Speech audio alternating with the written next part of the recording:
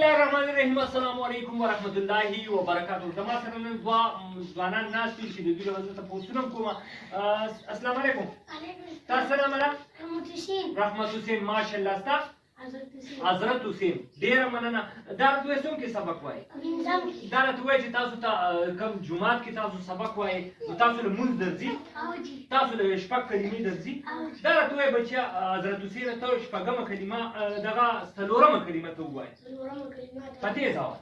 څلورمه کلمه توحید لا اله الا الله وحده لا شريك له له الملك وله الحمد يحيي ويميت وهو حي لا يموت ابدا ابدا. ذو الجلال والاكرام بيد الخير وهو على كل شيء قدير. جزاک الله جزاک الله. دې کې کوم ځای کې مثال غلطي کې دغه غلطي به د ځان له ختمو چې غلطي مونږ چرې ونه کړو ځکه چې میډیا یې دا راته ووایي چې تعالی سورة الفاتحه ووایه. اعوذ بالله